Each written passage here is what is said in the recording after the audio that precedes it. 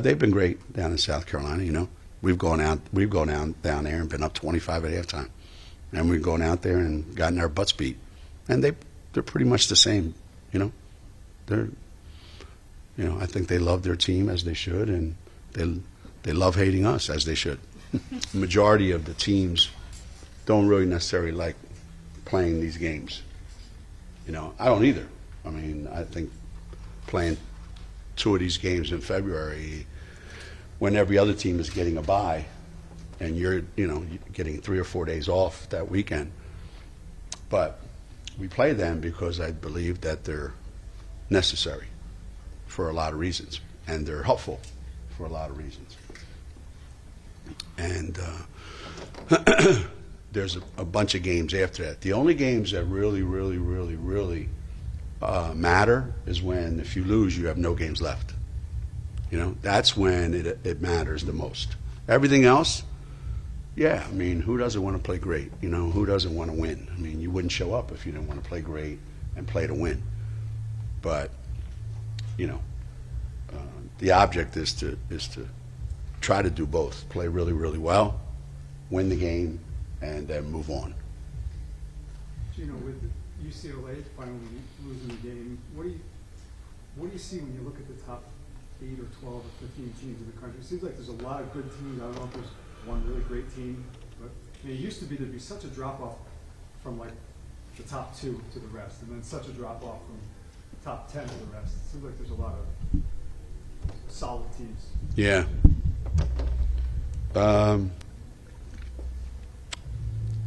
That's probably the natural progression of things, I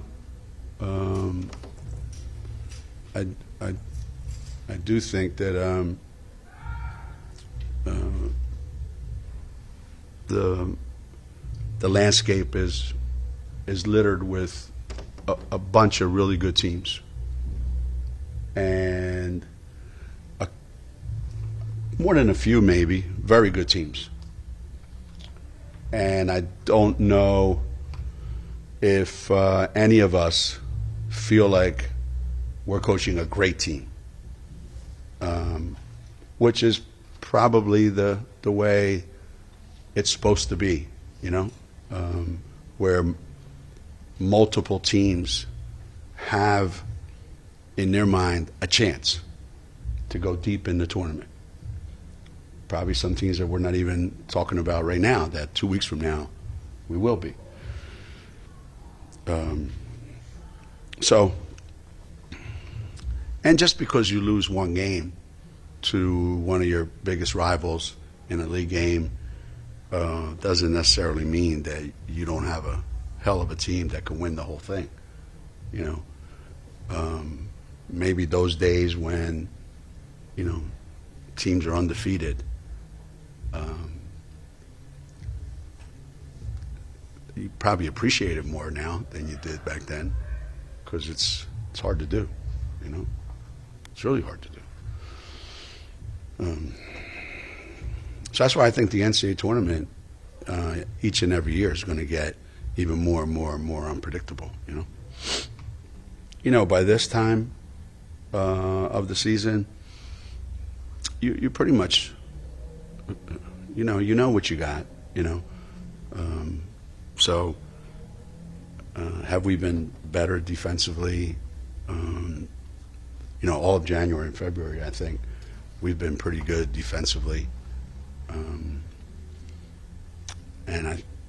our offense has been unbelievably good and been average and been okay. So I don't know. I just try to, did we do enough to win the game? Yeah. And are we getting better? Yeah, I think. The players talked about taking the Tennessee loss personally, more so than Notre Dame or USC. Have you seen that kind of manifest over the last week or so? Oh,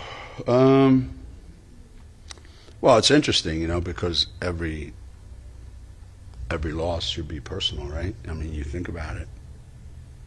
When you don't play well and you don't win a game, it is kind of, personally, it's on you as a coach, coaching staff, players.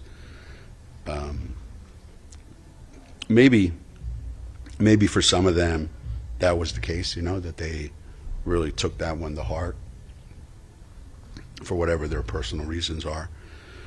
But we have had really good practices. We have had very productive practices since last Friday, right? So when do we play? Thursday? Mm-hmm. Yeah. So far it's been really, really good. There's been a lot of things that we've been able to go over and do, which I really, really like. And if that continues, then my whole thing, is about building habits. You can't wait for the next big game to think you're going to do everything you need to do to win that game if you're not building the habits every day that are going to help you in that situation. So I think every game that we play, gets us closer to that. Whenever that is, that you end up playing the absolute perfect game you're trying to play, whenever that is. But it's been different. I've noticed it. These are opportunities. These are great opportunities. What will they mean in the long run? That I don't know. Hell, I remember Tennessee coming here one year and beating our ass at Gamble, and we beat them in the national championship game. So I think it shows you what your warts are, what your faults are, what your strengths are. If you try to make it way more than that, I think your players then start to question themselves, doubt themselves, start to believe that, whatever. And, Dom, same goes true if you win. If we were to, if let's say, if we would have won the last 3 or 2 out of the 3, and now you get this euphoria like, wow, nobody can touch us. That's probably just as bad in some ways.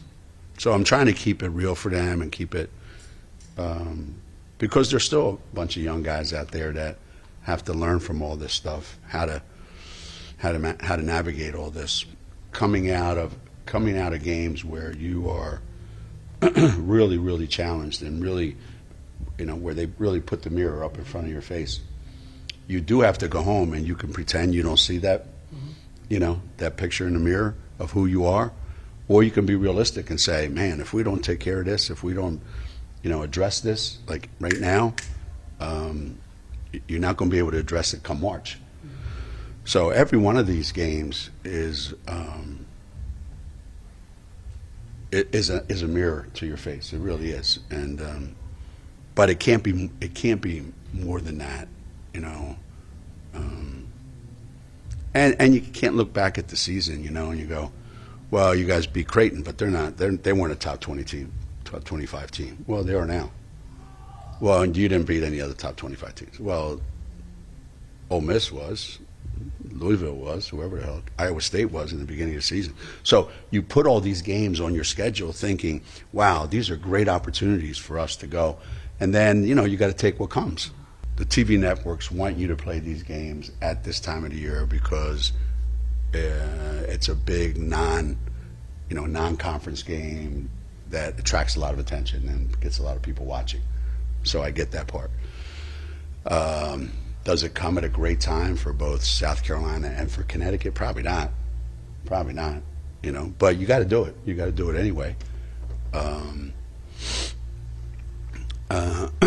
And now when we go to 20 conference games next year, will it be as easy as it has been to fill in this many non-conference games of the magnitude that we had this year and how many of them were on the road and all that other stuff? Certainly it's going to get a little more difficult. Yeah. And some decisions are going to have to be made about, where do you go? And, we've always been pretty good at trying to spread our brand around, not get stuck, just playing regional type games, So we've got the USC thing, right? So that's a new one. And you want to try to keep adding new ones. So yeah, a lot of decisions are going to have to be made about how many you can keep, when in the season can you And when you look at this South Carolina team, what's the biggest concern or challenge you think you have in a game like this? You know, as has been their want the last, 3 or 4, maybe 5 years, I don't know how long it's been, where they've had tremendous success, winning national championships, going to the Final Four.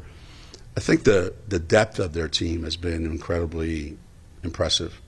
You know, so obviously whoever they put in the start lineup is really, really hard to play against. But I think they have a group of players coming off the bench that if they changed them and put them in the starting lineup, you wouldn't even know the difference. They wouldn't miss anything. So it's almost like they have 8 or 9 starters, not just 5. So that makes it, because even if you think we got a handle on this, and then all of a sudden, another group comes in. They play hard. They're well coached, and they're aggressive as hell. So they have all the things that really, really good teams have, and they have more of them. You were obviously frustrated with Paige after Tennessee. Just in the last few weeks since, what have the conversations been like with her, or do you kind of let her at this point? Does she know what she needs to do differently, and you let her kind of take care of that? No, one thing that I've learned over the years. Now, I didn't want to believe it in the beginning because who cares? I was young, but I don't think anybody feels worse when they, let's say a player, when they don't perform well. So you reminding them every minute of every day that they didn't play well is just kind of like piling on for no reason. I think every player of Paige's caliber expects so much of themselves and expects to be able to deliver in every one of those situations that when they come up short, you have to be careful that the tendency is not to point the finger and blame and say, you're the reason. So when when I make a comment of hey, our best players, they just got to really play better. Well, who doesn't know that? I mean, that's obvious when you watch us play, and that's not not any different than when we go back home and we go and look at film as a coaching staff and we go, yo, guys, we got to coach better, man. So but I don't think the players are going to come in my office and go, yo, you got to coach better, man. Like, we know that, and so I just think it's mutual that they all know, they all know. And do they need to be reminded of it? No. I'm sure on social media they get reminded of it pretty often. So then at that point, is it just about instilling confidence? Yeah. That sort of thing? Yeah, I think,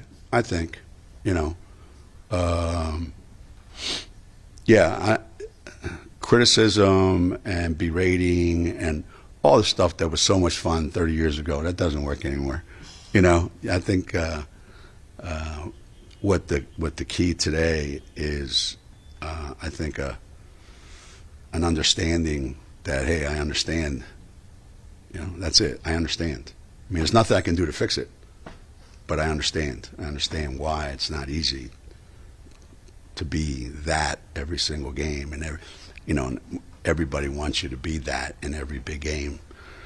I don't know that there's a formula for that. Not for human beings, anyway. There isn't. And I've said this 100 times in other places. We've lost more Final Fours than we won. I think we won 11 and lost 12. So I'll bet you if I look back on all 12 of those, I could point out a whole bunch of examples where I don't think I lived up to my expectations of how I needed to perform in that. And you beat yourself up about it all the time. So with players, it's just, let's be technical about this. this has to be different, that has to be changed, this decision has to be different, and just, move on.